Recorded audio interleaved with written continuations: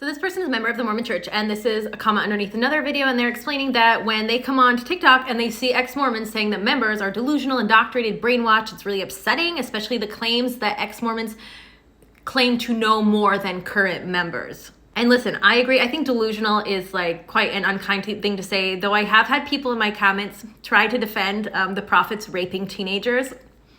I hope they're delusional. I hope they are unwell, because otherwise they're just morally depraved.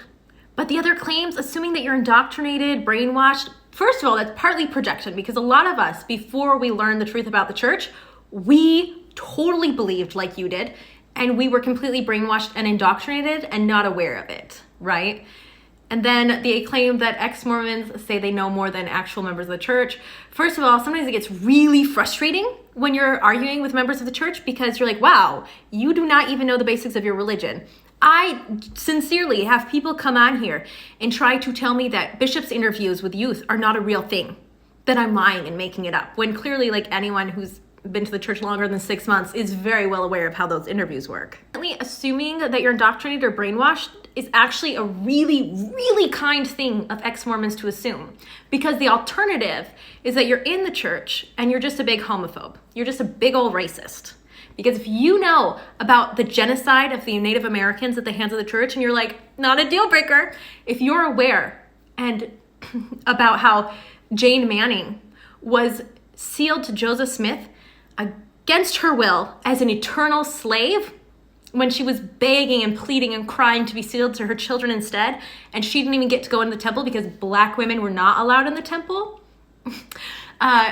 So a white woman went in her place while she sobbed on the outside of the temple. And you're like, you know what? Slavery is fine. It's not a deal breaker for me. The psychological manipulation and oppression of black people, not a big deal. You're morally deprived if you know as much as the people who have left the church and speak out about it know. And then you just are like, it's not a big deal. I know all of that, and I still love the church. I mean, like, us assuming that you're indoctrinated and brainwashed is a really, really kind thing to assume.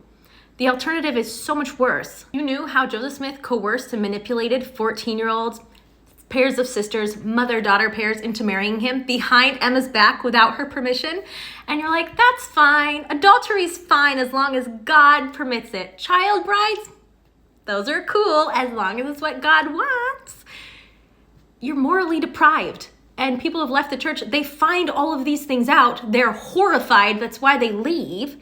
And so when people are still in the church, we hope that they're just indoctrinated and brainwashed and not aware of these things, because the alternative is terrible.